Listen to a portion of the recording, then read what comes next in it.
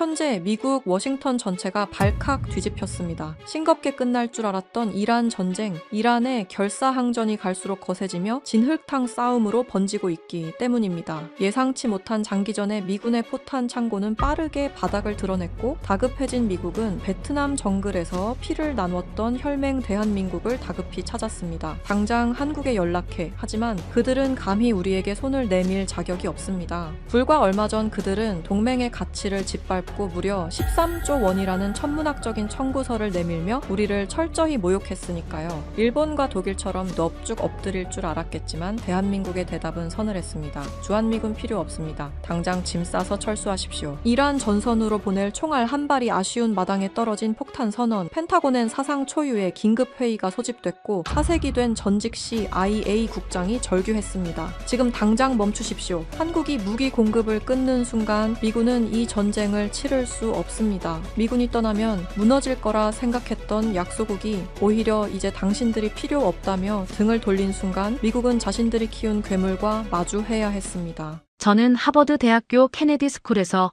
국제관계학을 가르치는 스티븐 월터스 교수입니다. 그날 제 강의실에는 전 세계에서 모인 62명의 석사과정 학생들이 앉아 있었죠.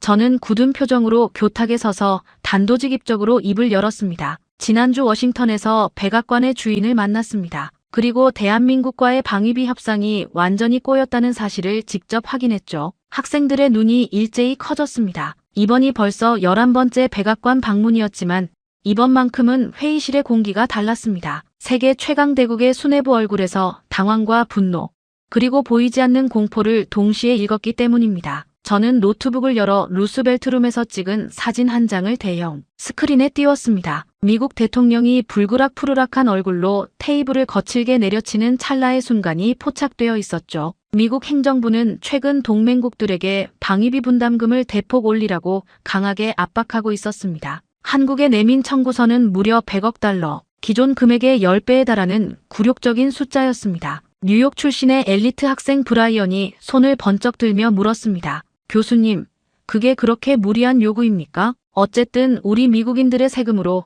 남의 나라를 지켜주는 것 아닙니까? 저는 옅은 미소를 지으며 고개를 끄덕였습니다. 브라이언, 아주 논리적인 질문입니다. 실제로 일본과 독일은 미국의 거센 압박이 시작되자마자 납작 엎드렸죠. 일본 외무상은 단 사흘 만에 3배 인상안에 서명했고 독일 국방장관 역시 워싱턴에 도착한 지 일주일 만에 백기를 들었습니다. 겉으로 보기에는 미국의 완벽한 승리 같았죠. 저는 잠시 말을 멈추고 숨을 죽인 학생들의 얼굴을 하나씩 훑어보았습니다. 그런데 백악관의 치밀한 시나리오를 완전히 찢어버리는 예상 밖의 일이 일어났습니다. 전 세계에서 딱 한 나라만 다르게 행동했거든요. 저는 칠판으로 돌아서서 분필을 쥐고 커다랗게 사우스 코리아, 즉 대한민국이라고 적었습니다. 순간 베이징에서 온 유학생 리웨이가 헛웃음을 터뜨리며 말했습니다. 한국이 미국에 맞선다고요? 윗동네에 장사정포가 코앞에 있는데 그건 국가자살 행위 아닙니까? 리웨이,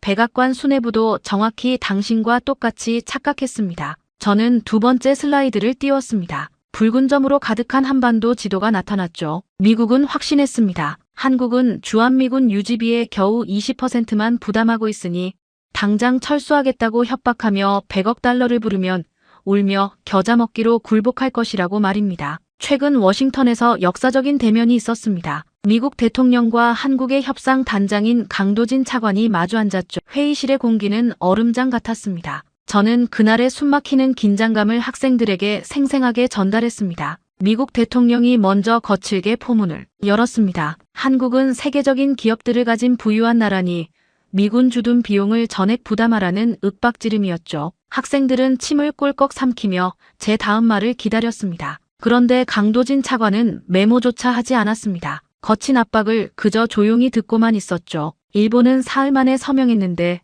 왜 대답이 없냐며 미국 대통령이 핏대를 세우며 소리쳤을 때 강 차관이 드디어 입을 열었습니다. 그의 대답은 단 3글자였습니다. 검토하겠습니다. 강의실 곳곳에서 믿을 수 없다는 듯 낮은 탄성이 터져나왔습니다. 그 순간 미국 수뇌부의 얼굴은 분노로 일그러졌습니다. 당장 대답하라고 책상을 내리쳤지만 강 차관은 미동도 하지 않고 한국에는 한국만의 절차가 있다는 짧고 단호한 말만 남긴 채 회의실을 유유히 빠져나갔습니다. 미국 국방장관은 한국이 허세를 부리는 것이라며 곧 무릎을 꿇을 것이라고 호언장담했습니다. 하지만 석 달이 지난 지금까지도 대한민국은 여전히 검토 중이라는 여유로운 답변만 앵무새처럼 반복하고 있었습니다. 파리에서 온 마리가 도저히 이해할 수 없다는 표정으로 질문했습니다. 그게 정말 현실적으로 가능한가요? 한국이 거대한 미국을 상대로 버틴다는 게 도저히 상상이 안 됩니다. 마리, 백악관도 그렇게 믿고 싶었을 겁니다. 그런데 어제 새벽 펜타곤 지하 상황실에 충격적인 긴급 첩보가 날아들었습니다. CIA 국장이 진땀을 흘리며 보고한 내용은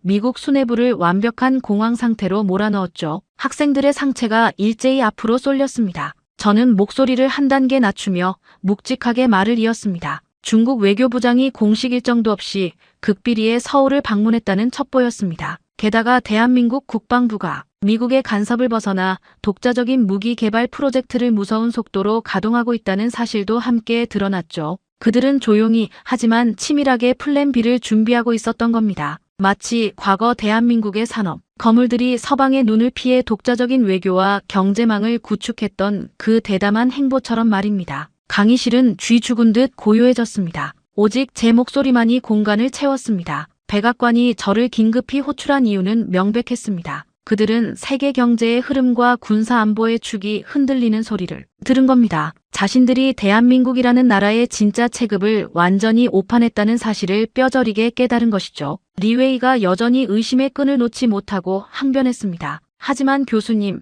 아무리 그래도 한국은 땅이 좁은 아시아의 변방 국가 아닙니까? 체급으로 미국을 이길 수는 없습니다. 저는 리웨이의 눈을 똑바로 응시하며 단호하게 대답했습니다. 리웨이, 이기고 지는 단순한 문제가 아닙니다. 대한민국은 이미 글로벌 패권 경쟁의 룰 자체를 바꿔버렸습니다. 제가 내일 여러분에게 보여드릴 펜타곤의 1급 비밀 문서가 그 증거입니다. 그 문서에는 미군 수뇌부가 왜 한국 앞에서 쩔쩔맬 수밖에 없는지, 한국이 미국의 가장 치명적인 급소를 어떻게 틀어쥐고 있는지 낱낱이 기록되어 있습니다. 학생들의 눈빛이 강렬한 호기심으로 타오르기 시작했습니다. 그들이 한 번도 상상조차 해본 적 없는 아시아의 작은 거인이 세계 최강국을 압도하는 거대한 진실의 문이 서서히 열리고 있었습니다. 대한민국이 게임의 룰을 어떻게 송두리째 바꿔버렸는지 설명하기 위해 저는 다음 날 오후 다시 하버드 케네디 스쿨 강의실 교탁 앞에 섰습니다. 어제와 달리 62명의 글로벌 엘리트 학생들의 표정은 사뭇 진지했습니다.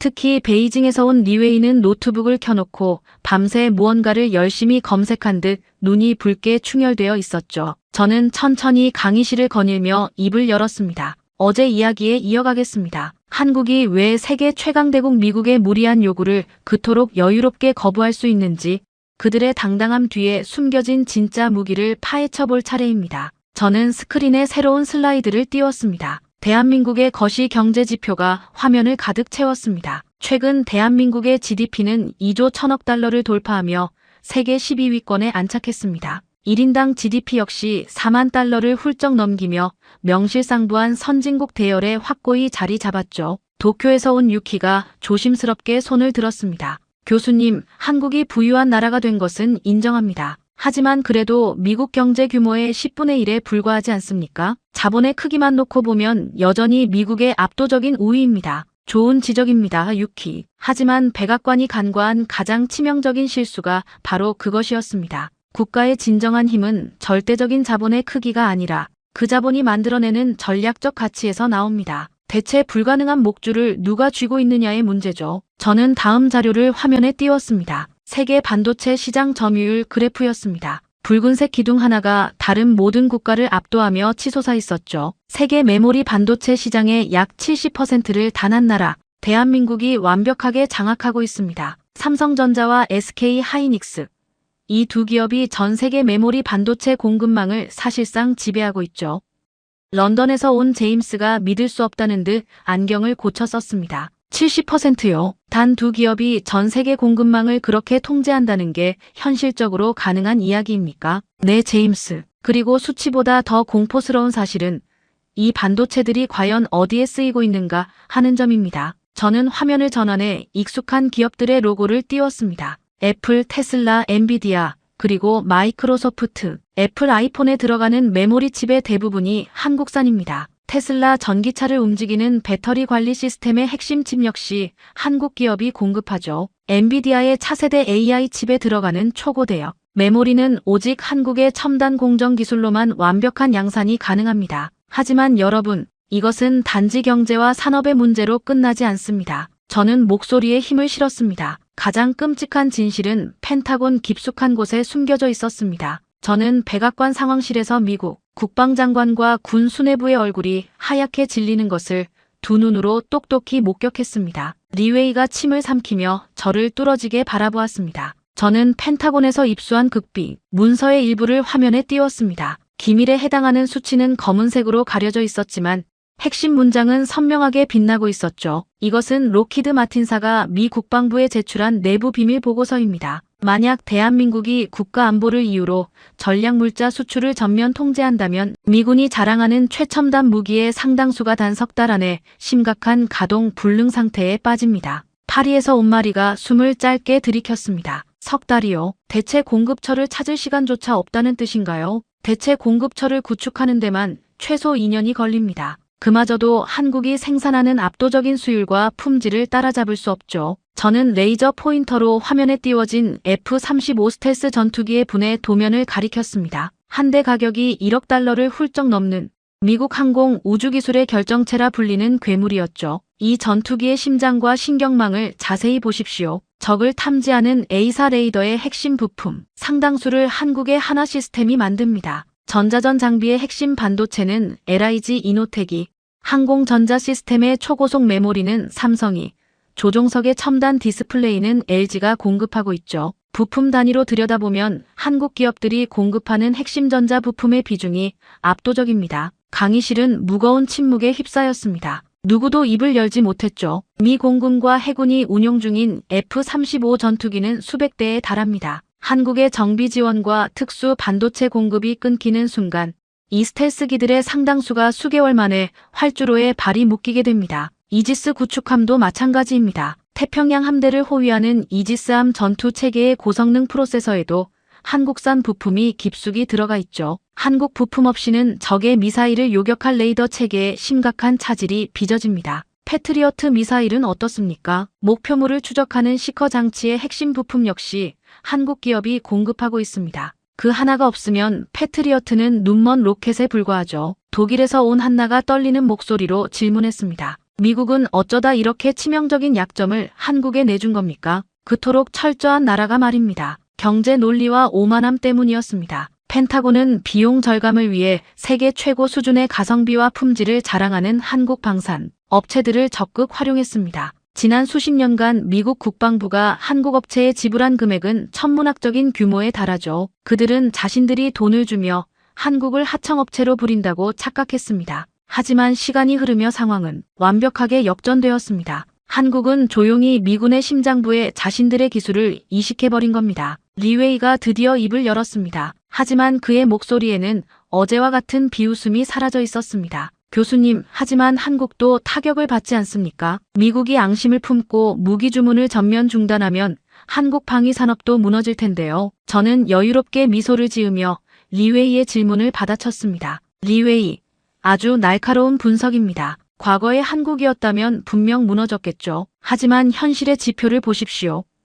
저는 대한민국의 최근 방산 수출 지도를 화면 가득 띄웠습니다. 유럽, 중동, 동남아시아, 호주 대륙까지 붉은색 화살표가 거미줄처럼 뻗어나가고 있었습니다. 대한민국은 이미 미국의 목을 매지 않습니다. 그들은 조용히 무기 시장의 판도를 바꾸며 세계 4위 방산 수출국으로 도약했습니다. 폴란드는 한국의 K2 전차를 대규모로 도입했고 호주는 K9 자주포를 주력으로 채택했습니다. 노르웨이, 이집트, 아랍에미리트까지 전 세계가 미국의 값비싸고 정치적 꼬리표가 붙은 무기 대신 압도적인 성능과 완벽한 기술 이전을 보장하는 한국제 무기에 열광하고 있습니다. 저는 칠판을 짚으며 단호하게 결론을 내렸습니다. 미국은 협상 테이블에서 100억 달러를 요구하며 한국의 목을 조르려 했습니다. 하지만 정작 목줄을 쥐고 있는 것은 한국이었습니다. 강도진 차관이 백악관 한복판에서 검토하겠다는 단 3글자만 남기고 돌아설 수 있었던 여유. 그것은 바로 자신들이 미국의 군사 패권과 세계 경제의 심장, 박동을 통제하고 있다는 완벽한 확신에서 나온 것이었습니다. 강의실의 공기가 뜨겁게 달아올랐습니다. 학생들의 눈빛 속에는 작은 아시아 국가에 대한 경외심이 피어오르고 있었죠. 그렇다면 여러분, 여기서 가장 섬뜩한 가정을 하나 해보겠습니다. 만약 미국이 끝내 오만함을 버리지 못하고 주한미군을 철수시킨다면, 그리고 분노한 대한민국이 그 즉시 모든 부품 공급을 끊어버리고 독자 노선을 걷는다면 이 세계에는 과연 어떤 일이 벌어질까요? 저는 학생들의 숨소리조차 들리지 않는 정적 속에서 나지막이 덧붙였습니다. 매사추세츠 공과대학의 슈퍼컴퓨터가 도출해낸 끔찍한 시뮬레이션 결과가 있습니다. 단 사흘, 72시간 안에 우리가 알고 있던 동아시아의 지도는 완벽하게 찢겨나갑니다. 그리고 그 중심에는 누구도 상상하지 못한 평택 미군 기지에 숨겨진 진실이 도사리고 있죠. 여러분, 보스턴에 위치한 MIT 지하의 서늘한 슈퍼컴퓨터 통제실을 상상해 보십시오. 저는 펜타곤의 전략기획실장, 그리고 CIA 동아시아 담당관과 함께 숨을 죽인 채 거대한 스크린을 올려다보고 있었습니다. 방 안에는 오직 냉각팬이 돌아가는 육중한 기계음만이 울려 퍼지고 있었죠. 우리가 이 슈퍼컴퓨터에 입력한 시뮬레이션의 조건은 아주 단순하면서도 파괴적이었습니다. 한국 정부가 미국의 과도한 방위비 100억 달러 청구에 반발하여 주한미군 철수를 공식적으로 요구하고, 벼랑 끝에 몰린 미국이 자존심을 세우기 위해 이를 전면 수용한다는 가정이었습니다. MIT 수석 연구원이 굳은 표정으로 엔터키를 묵직하게 눌렀습니다. 화면에 정밀한 동아시아 지도가 펼쳐졌고, 화면 우측 상단의 타이머가 무서운 속도로 돌아가기 시작했습니다. T0 시간, 대한민국 정부가 주한미군 철수를 공식 선언합니다. 연구원의 건조한 목소리와 함께 지도 위 서울의 붉은색 경고등이 번쩍였습니다. T+2시간, 중국 인민해방군 동부 전구가 1급 전투준비 태세에 돌입합니다. 중국 동해안을 따라 수백 개의 미사일 기지가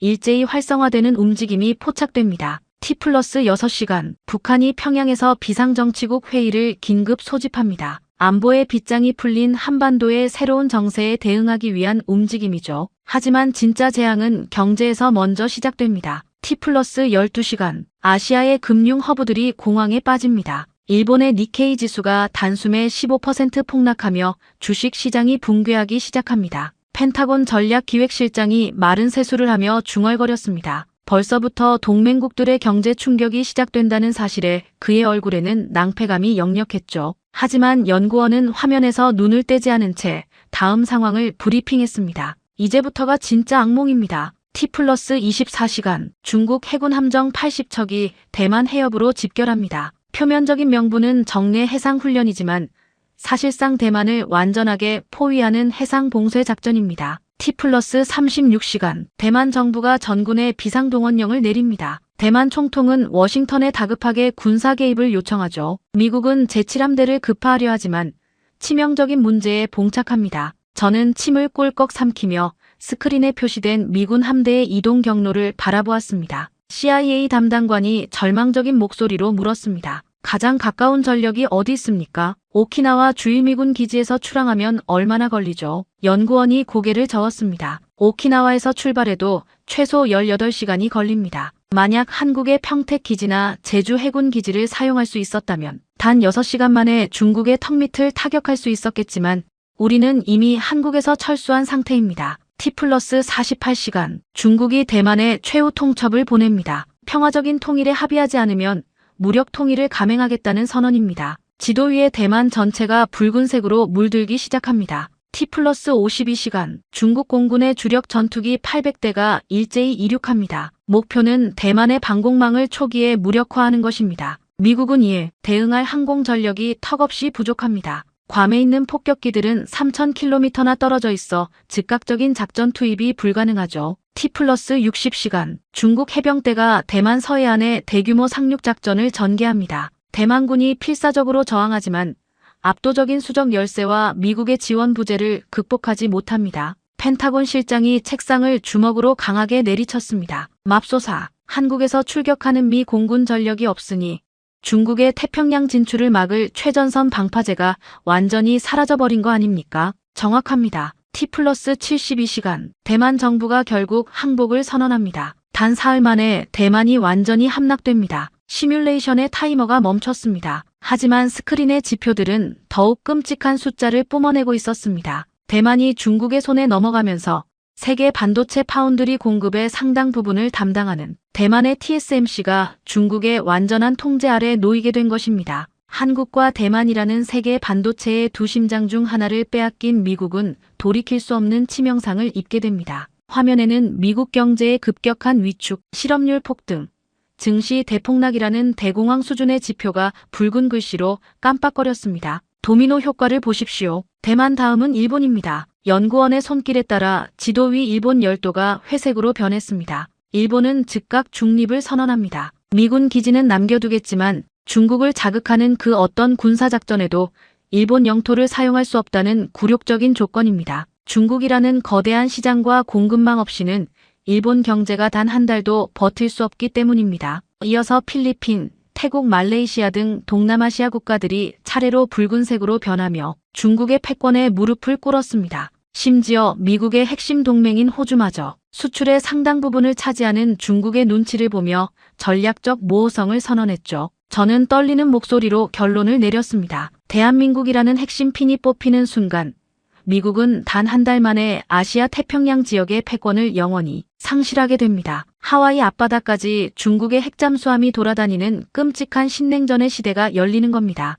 펜타곤 실장이 넋이 나간 표정으로 물었습니다. 한국도 이 시뮬레이션 결과를 알고 있습니까? 미군이 떠나면 자신들도 위험해진다는 것을 알 텐데요. 저는 씁쓸한 미소를 지으며 제 서류 가방에서 얇은 파일 하나를 꺼냈습니다. 당연히 알고 있습니다. 오히려 우리보다 훨씬 정교하게 분석했죠. 이것은 한국 국방부의 비밀 시나리오 문서입니다. 놀랍게도 한국의 결론은 우리와 전혀 달랐습니다. 어떻게 다릅니까? 미국이 아시아에서 쫓겨나는 동안 한국은 살아남습니다. 그들은 중국과 경제적으로 타협하면서도 결코 흡수되지 않는 독자적인 고슴도치 전략을 세웠습니다. 미국의 간섭 없이 군사력을 극대화하여 동북아시아의 영세 중립국이자 거대한 무기고로 남겠다는 겁니다. 결국 주한미군 철수게임에서 모든 것을 잃는 패배자는 전 세계에서 오직 우리 미국뿐입니다. 그날 밤 저는 이 참담한 보고서를 들고 한국의 평택으로 향했습니다. 서류상의 분석이 아닌 현실의 질감을 두 눈으로 확인해야만 했기 때문입니다. 캠프 험프리스, 여의도 면적의 5배가 넘는 거대한 대지 위에 세워진 미국 해외 주둔 기지 중 최대 규모의 요새입니다. 미군 수뇌부는 항상 이 기지를 건설하는 데 들어간 110억 달러라는 천문학적인 비용을 자랑하며 한국이 미국에 엄청난 빚을 지고 있다고 큰소리쳐왔죠. 통제탑의 옥상에 올라 기지 사령관과 함께 끝없이 펼쳐진 활주로와 막사들을 내려다보았습니다. 사령관은 가슴을 펴며 자신만만하게 말했습니다. 교수님, 보십시오. 이 거대한 제국의 전초기지를 우리가 110억 달러나 쏟아부은 이 완벽한 요새가 있는 한 한국은 절대 우리를 벗어날 수 없습니다. 하지만 저는 사령관의 눈을 똑바로 쳐다보며 그 오만함을 산산조각 내버렸습니다. 사령관님, 이 요새를 움직이는 혈관이 누구의 것인지 진정 모르십니까? 오늘 아침 확인한 기지 운영 기밀 문서를 보면 이곳에서 일하는 인력의 상당수가 한국인 근로자입니다. 통신망, 상하수도, 전기 공급을 한국 정부가 통제하고 있죠. 만약 강도진 차관이 내일 당장 평택으로 들어오는 전력과 수도를 끊어버린다면 이 화려한 110억 달러짜리 요새는 단 하루 만에 거대한 콘크리트 무덤으로 전락합니다. 사령관의 미소가 굳어졌습니다. 저는 활주로에 도열한 미군의 F-16 전투기들을 가리켰습니다. 저 전투기들을 정비하는 기술자의 상당수가 한국인 엔지니어들입니다. 그들이 렌치를 놓는 순간 미 공군의 전투기들은 하늘을 날 수 없습니다. 항공유는 한국의 정유사들이 공급하고 있고 비축된 연료는 기껏해야 일주일치에 불과하죠. 하지만 교수님, 이 땅은 우리가 110억 달러를 투자해 만든 곳입니다. 한국도 함부로 할 수는 없습니다. 저는 헛웃음을 참으며 가장 결정적인 팩트를 그의 심장에 꽂아 넣었습니다. 투자요. 사령관님, 이 거대한 기지의 소유권이 누구에게 있는지 계약서를 제대로 읽어보셨습니까? 캠프 험프리스의 땅은 대한민국 정부의 소유입니다. 한국이 동맹이라는 이유 하나만으로 50년간 무상으로 빌려준 것뿐이죠. 만약 미국이 끝까지 억지를 부리며 100억 달러의 방위비를 내놓으라고 협박한다면 한국 정부는 토지 무상 임대 계약을 재검토하고 정상적인 임대료를 청구할 수 있는 것입니다. 사령관의 눈동자가 흔들리기 시작했습니다. 전문가들에 따르면 평택 기지 부지의 현재 가치는 천문학적인 수준입니다. 주변 신도시 개발과 맞물려 이 땅의 시가는 상상을 초월하죠. 한국 정부가 시장 논리에 따라 정당하게 청구할 수 있는 연간 임대료만 수십억 달러에 달합니다. 게다가 미군이 철수할 경우 발생하는 토양 오염 정화 비용까지 청구서에 포함되겠죠. 방위비 몇 푼 더 받아내려다가 도리어 수백억 달러의 위약금을 토해내고 빈손으로 쫓겨날 판이라는 뜻입니다. 우리는 발걸음을 옮겨 기지 지하 깊숙한 곳에 숨겨진 전시작전 통제소 벙커로 내려갔습니다. 핵무기 공격에도 견딜 수 있도록 수십억 달러를 들여 특수 설계된 동북아시아 미군 지휘 체계의 심장부였죠. 벙커의 두꺼운 철문을 열고 들어가자 수많은 대형 스크린과 복잡한 통신 장비들이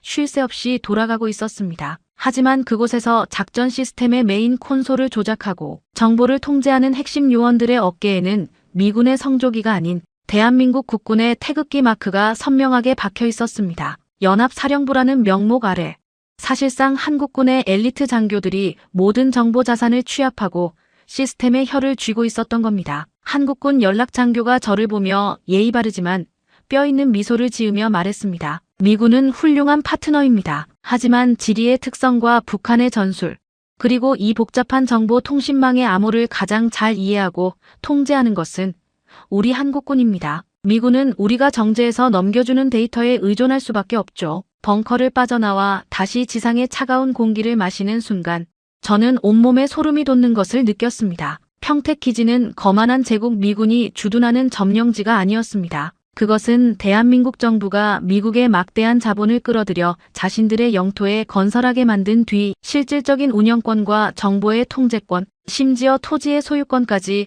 완벽하게 장악해버린 거대한 인질극의 현장이었습니다. 미국은 자신들이 110억 달러를 투자해 한국을 지배하고 있다고 착각했지만 실상은 한국이라는 거대한 용의 뱃속에 스스로 걸어들어가 목숨줄을 맡긴 형국이었습니다. 며칠 뒤 워싱턴으로 돌아온 저는 백악관 집무실에서 미국 대통령과 국방장관을 마주했습니다. 저는 제가 보고 들은 시뮬레이션의 파멸적 결과와 평택 기지의 섬뜩한 진실을 가감없이 쏟아냈습니다. 대통령의 얼굴은 수치심과 분노, 그리고 어찌할 바를 모르는 당혹감으로 일그러졌습니다. 그들이 우리를 감쪽같이 속였단 말인가. 우리가 110억 달러나 부은 기지가 하루아침에 무용지물이 될 수 있다니. 속인 것이 아닙니다, 각하. 우리가 지나치게 오만하여 그들의 진짜 실력을 보지 못한 것입니다. 기지의 건물은 우리 것이지만 그 건물이 서 있는 땅과 그곳에 숨결을 불어넣는 시스템은 모두 대한민국의 것입니다. 우리가 떠나겠다고 협박하는 순간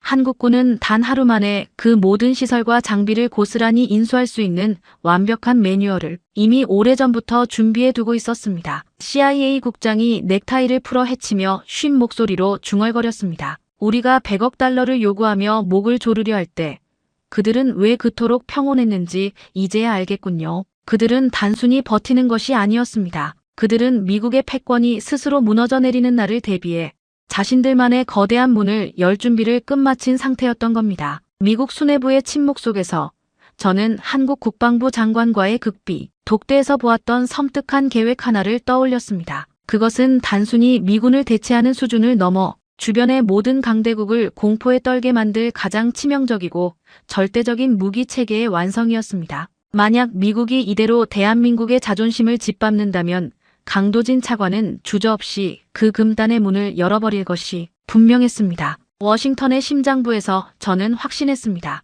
이제 주사위는 한국의 손으로 완전히 넘어갔다는 것을 말입니다. 평택 미군 기지의 섬뜩한 진실을 확인한 직후 저는 워싱턴으로 돌아가는 대신 펜타곤의 묵인 아래 발걸음을 서울로 돌렸습니다. 대한민국이 쥐고 있다는 진짜 패.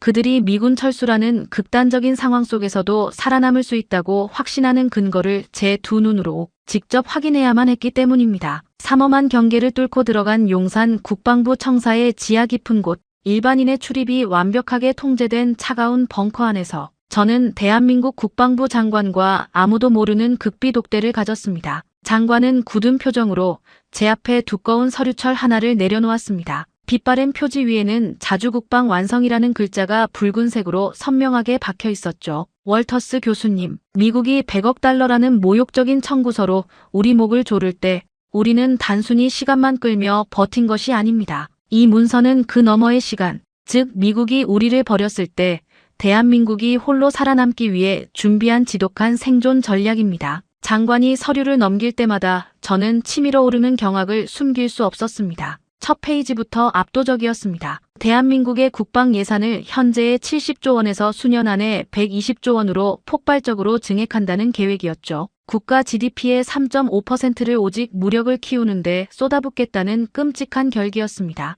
그는 구체적인 무기 개발 청사진을 짚어나갔습니다. K3 차세대 전차 500대, K21 보병 전투 장갑차 2000대, 그리고 우리의 독자 기술로 만든 KF-21 보람의 스텔스 전투기 300대, 이 모든 것을 수입이 아닌 완벽한 국산 기술로 찍어냅니다. 하지만 교수님, 진짜 무서운 것은 바다 아래에 있습니다. 장관의 손가락이 가리킨 곳에는 차세대 잠수함 프로젝트의 도면이 펼쳐져 있었습니다. 무려 4,000톤급의 거대한 잠수함 9척을 극비리에 건조 중이라는 내용이었습니다. 그 잠수함들에는 바닷속에서 적의 심장부를 타격할 수 있는 SLBM, 즉 잠수함 발사탄도 미사일이 탑재되도록 설계되어 있었죠. 제가 떨리는 목소리로 핵탄두 없이 재래식 폭약만 싣는 것이냐고 묻자 장관은 서늘하고도 의미심장한 미소를 지으며 다른 서류 하나를 더 꺼냈습니다. 한국원자력연구원의 이서입니다. 우리의 진짜 능력을 평가한 결과물이죠. 서류에 적힌 숫자를 본 순간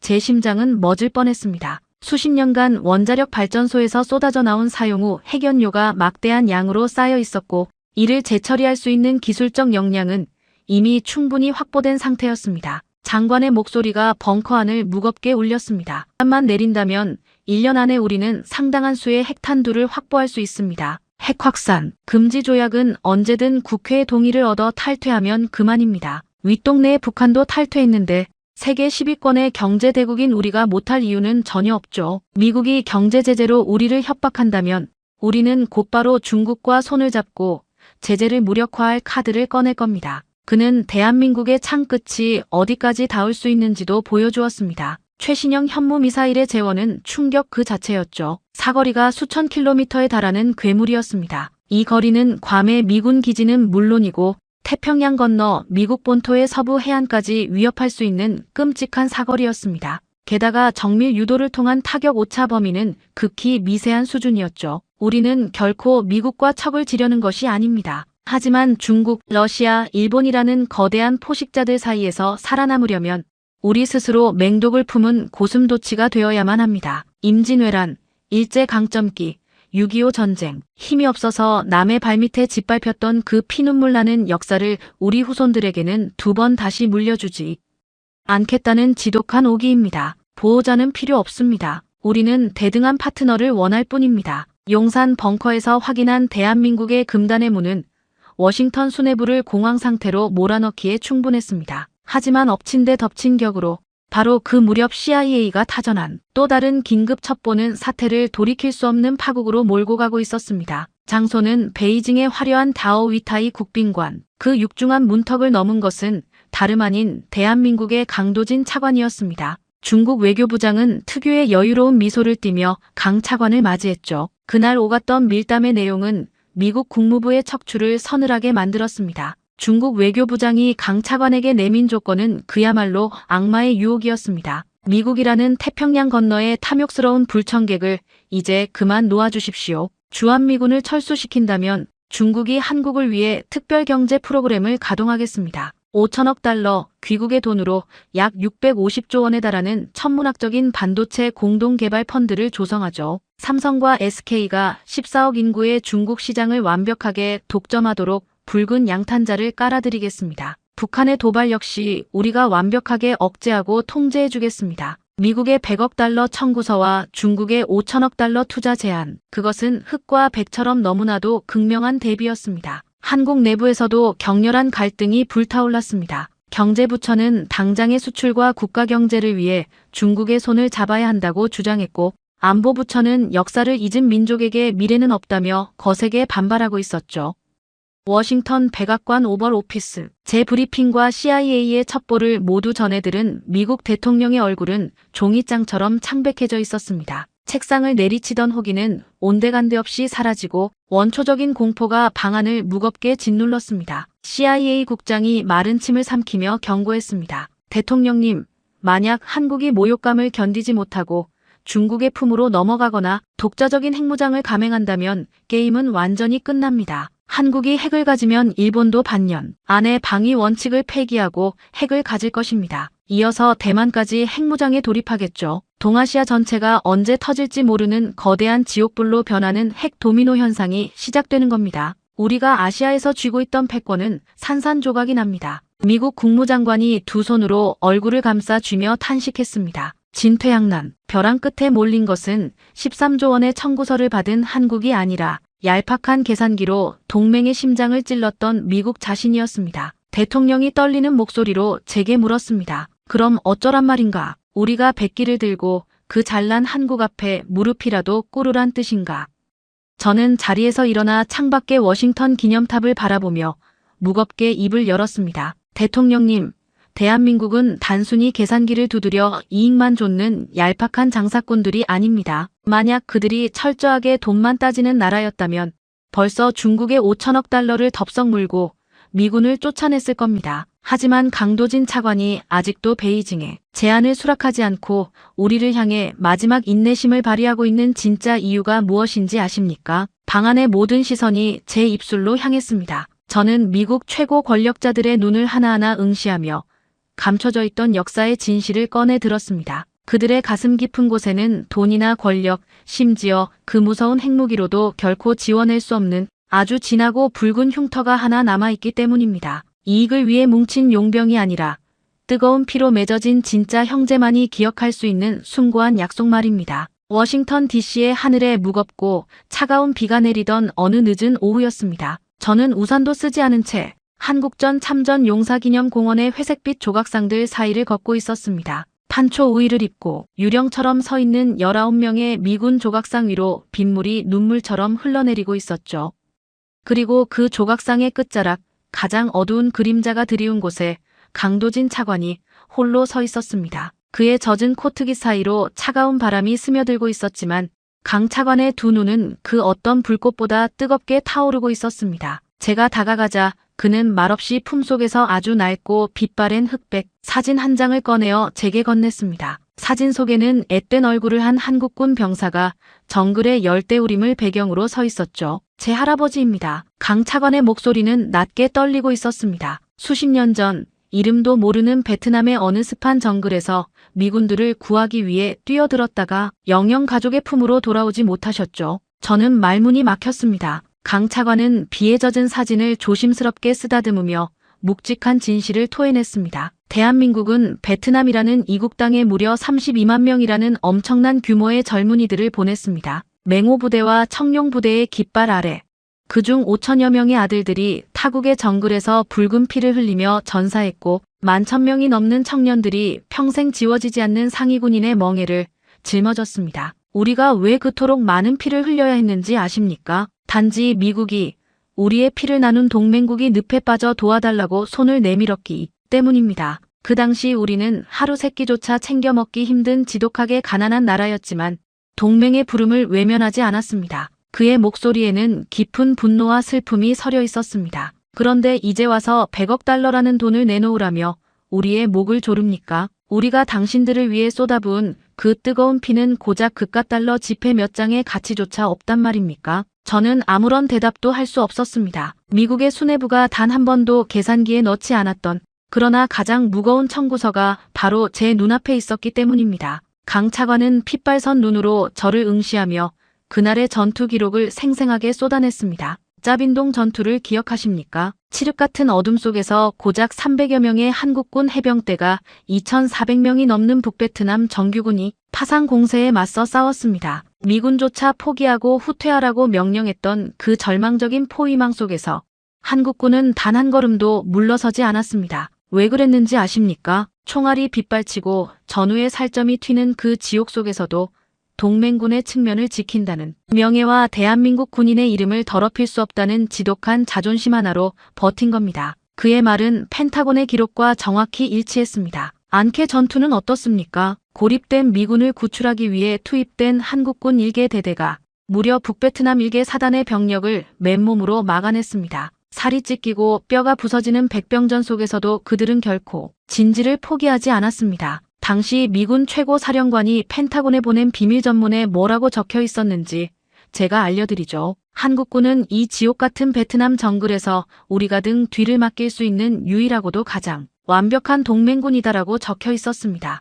그게 당신들이 우리에게 바쳤던 찬사였습니다. 강 차관과의 만남 이후 저는 귀국 일정을 미루고 서울의 외곽에 위치한 참전용사회관을 찾았습니다. 낡은 건물 안에는 주름진 얼굴과 구분 등 그러나 눈빛만큼은 여전히 매서운 노병들이 모여 있었습니다. 저는 통역을 통해 그들의 이야기를 들으며 미국이 얼마나 크나큰 도덕적 죄악을 저지르고 있는지 뼈저리게 깨달았습니다. 한쪽 다리를 절며 다가온 백발의 노병이 씁쓸하게 웃으며 말했습니다. 우리는 베트남에서 미국을 위해 목숨을 걸고 싸웠습니다. 조국을 지키는 전쟁이 아니었지만 동맹국의 전쟁이기에 기꺼이 총을 들었죠. 그때 우리가 받았던 월급이 얼마인지 아십니까? 한 달에 고작 $30였습니다. 미군 병사들이 받던 월급의 10분의 1도 안 되는 푼돈이었죠. 그래도 우리는 단 한 번도 불평하지 않았습니다. 노병의 주름진 눈가에 맑은 눈물이 맺혔습니다. 내분대원이었던 막내 녀석은 매복에 걸려 쓰러진 미군 병사 3명을 구하겠다고 빗발치는 총알을 뚫고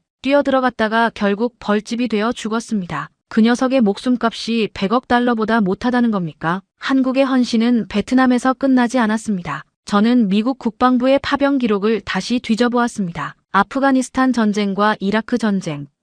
미국이 테러와의 전쟁이라는 수렁에 빠져 허덕일 때 가장 먼저 정규군을 보내준 것도 한국이었습니다. 연인원 3만 명이 넘는 정예병력이 섭씨 50도를 오르내리는 사막의 모래 폭풍 속으로 뛰어들었죠. 이라크의 자이툰 부대는 3,600명의 병력을 파병하여 무너진 도시를 재건하고 테러리스트의 위협으로부터 동맹군을 방어했습니다. 그 과정에서 8명의 젊은 한국군이 낯선 사막에서 또다시 피를 흘리며 전사했습니다. 그들은 왜 그토록 위험한 작전을 마다하지 않았을까요? 오직 하나, 동맹이 피를 흘리고 있을 때 외면하는 것은 비겁한 짓이라는 굳건한 신념 때문이었습니다. 한국인들의 정서 속에서 동맹이라는 단어는 계약서에 적힌 차가운 비즈니스가 아니라 목숨을 나누는 뜨거운 의리였던 것입니다. 저는 가슴을 짓누르는 거대한 부채감을 안고 워싱턴으로 돌아왔습니다. 백악관 오벌 오피스에서 저는 미국 대통령과 참모들을 향해 피를 토하듯 말했습니다. 대통령님, 한국은 지난 수십 년간 단 한 번도 미국을 배신하지 않았습니다. 그들은 피와 땀으로 동맹의 의무를 증명했습니다. 그런 그들에게 계산기를 들이밀며 돈을 더 내라고 압박하는 것은 장사가 아니라 동맹의 영혼을 짓밟는 끔찍한 모욕입니다. 대통령이 미간을 찌푸리며 반박했습니다. 과거는 과거일 뿐 아닌가. 비즈니스는 비즈니스지. 우리는 지금 현재의 장부를 이야기하고 있는 거요. 저는 책상을 양손으로 짚고 권력자들을 똑바로 노려보며 외쳤습니다. 동맹은 비즈니스가 아닙니다. 신뢰와 희생, 그리고 피로 맺어진 신성한 맹세입니다. 만약 우리가 끝까지 100억 달러의 돈을 요구한다면 한국의 참전 용사들과 국민들의 가슴 속에 걷잡을 수 없는 분노의 불길이 치솟을 것입니다. 한국이 베트남에서 벌어들인 외환은 고작 10억 달러에 불과하지만 그들이 잃어버린 수천 명의 생명과 청춘은 수백억 달러의 지폐로도 결코 환산할 수 없는 영귀한 가치입니다. 미국 국무장관이 제 말에 동의하듯 무겁게 고개를 끄덕였습니다. 교수님의 말이 맞습니다. 우리가 만약 이대로 압박을 강행한다면 그것은 한국의 자존심을 건드리는 것을 넘어 그들의 신성한 희생을 완벽하게 부정하는 꼴이 됩니다. 명분에서 완벽하게 패배하는 겁니다. 저는 빗속에서 강도진 차관이 남겼던 마지막 말을 백악관 수뇌부에게 전했습니다. 과거를 잊고 계산기만 두드리는 동맹에게는 결코 미래가 없습니다. 대한민국은 32만 명의 피와 눈물을 똑똑히 기억하고 있습니다. 이제는 미국이 그 피의 무게를 기억하고 존중해야 할 차례입니다. 그날 밤 저는 다시 워싱턴의 한국전 참전 기념비를 찾았습니다. 차가운 대리석 벽면에는 6.25 전쟁에서 목숨을 잃은 수만 명의 미군 이름이 빼곡하게 새겨져 있었습니다. 우리는 이 영웅들의 이름을 기억하며 숭고한 희생이라고 부릅니다. 하지만 그 곁 어디에도 우리의 부름에 응답하여 베트남의 정글에서 쓰러져간 5천여 명의 대한민국 청년들의 이름은 없었습니다. 그들도 우리의 깃발 아래서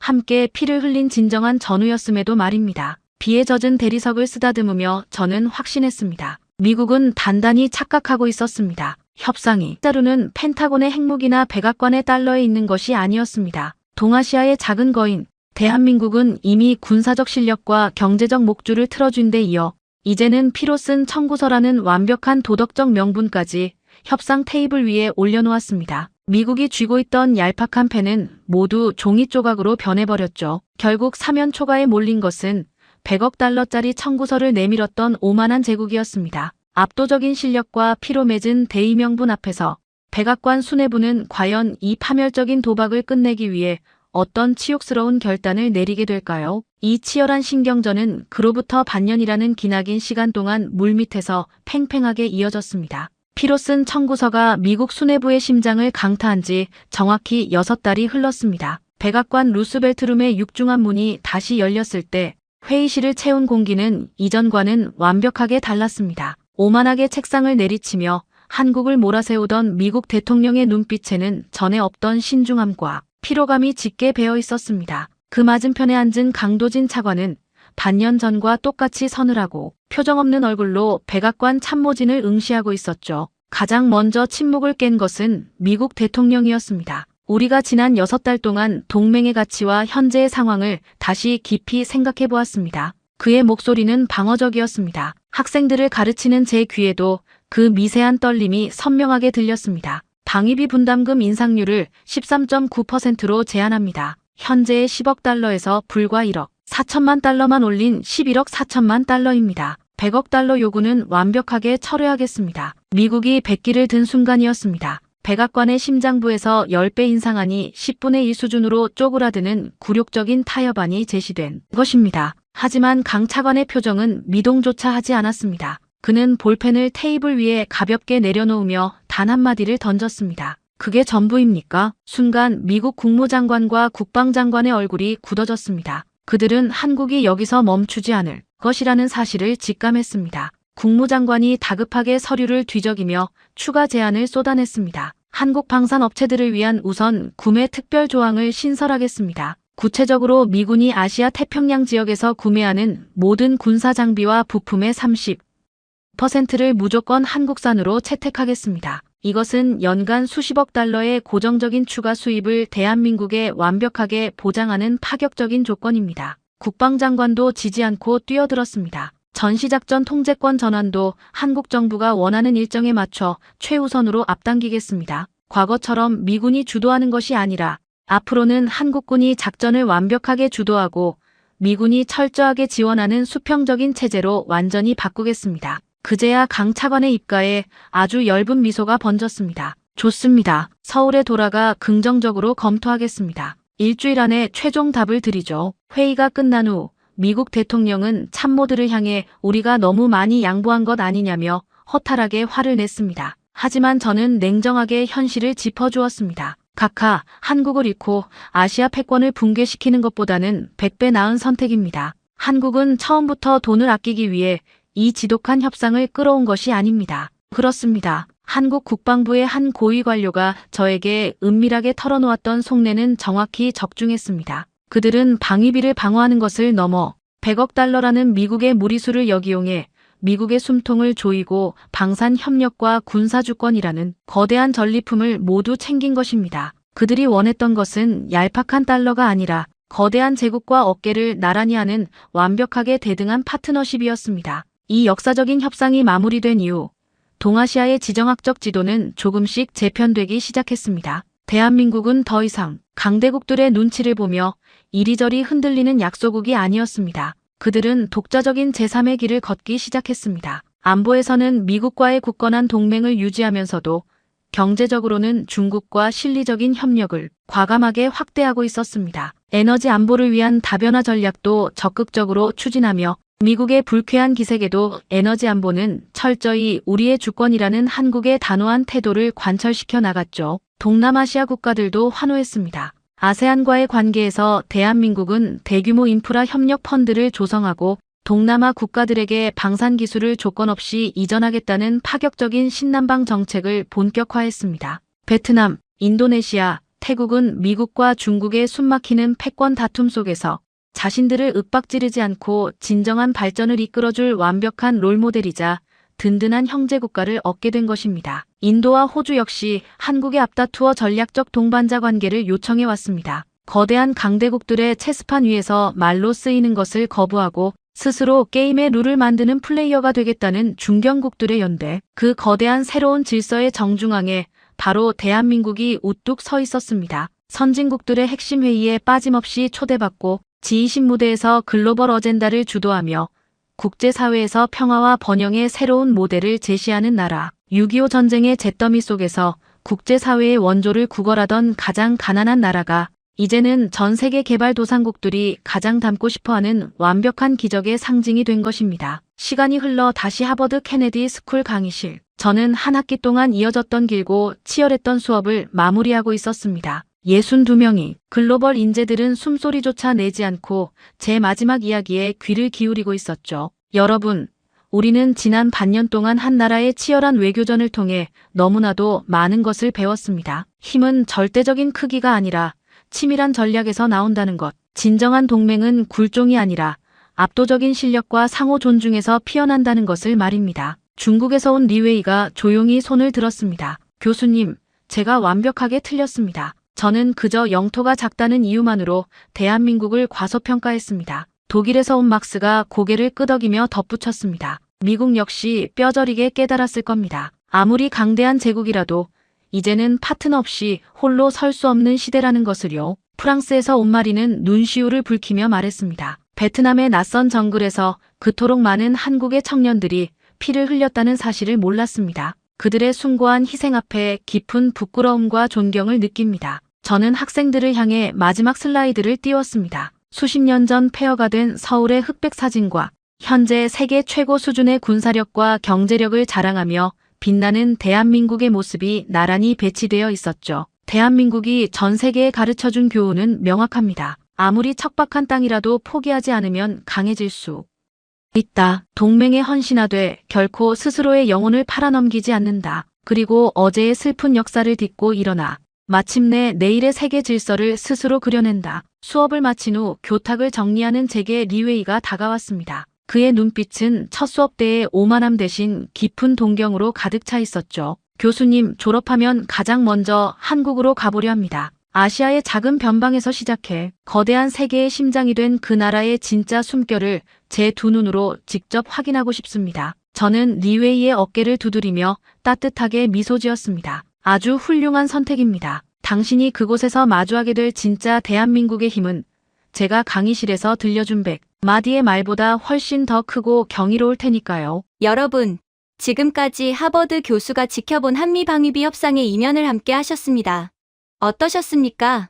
100억 달러의 부당한 압박, 6달의 기나긴 침묵, 그리고 13.9%라는 기적적인 역전. 펜타곤 수뇌부는 결국 이렇게 인정할 수밖에 없었습니다.